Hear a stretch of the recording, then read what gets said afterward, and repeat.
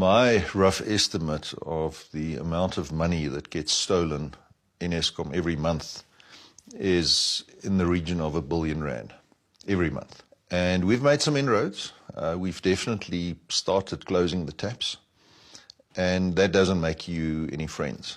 Of at least 4 organized crime cartels operating in Mpumalanga in ESkom. Some of them also have interests in Transnet, and we see that in our inability to rail coal to Majuba Power Station, for example, where we don't have enough electric locomotives because the overhead lines are stolen, and Transnet doesn't have enough diesel locomotives because these are being tampered with and otherwise disabled. Have you approached the President or any of the ministers about your concerns regarding high levels of irregularities, theft, corruption, sinister goings-on at ESkom? Absolutely. I shared the information with a minister. I think I shouldn't mention names, but I did share it, and as well as with senior advisors to the President himself. I never informed the President personally, but I certainly gave the message through, which, by the way, I'm obliged by law to do. Is ESkom a feeding trough, if you like, for the ANC? I would say the evidence suggests that it is.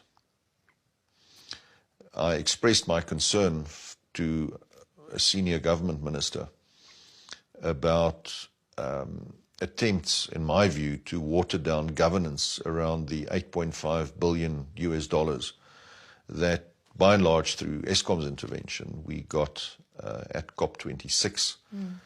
And the response was essentially, you have to be pragmatic. You have to, in order to pursue the greater good, you have to enable some people to eat a little bit. So yes, it is, I think, entrenched. Andre, when you did approach the minister, a minister, about your concerns about sinister and criminal goings-on at ESkom, what was the response like? So when we pointed out that there was one particular high-level politician that was involved in this, the minister in question looked at a senior official and said, I guess it was inevitable that it would come out anyway, which suggests that this wasn't news. And is this high-level politician still acting as a politician, as a member of parliament, or? Indeed.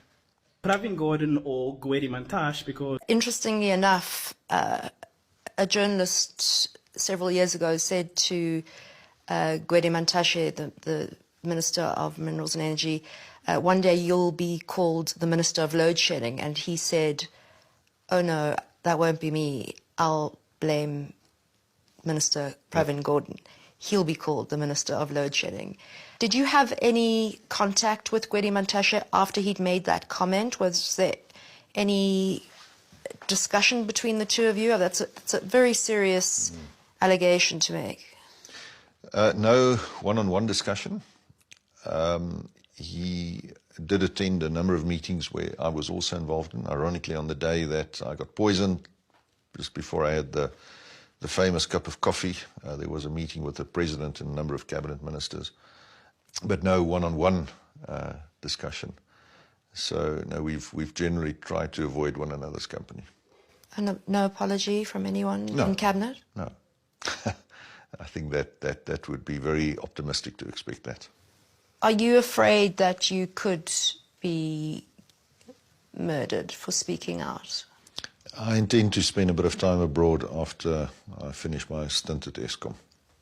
I think that would be good for my health. Keep a low profile.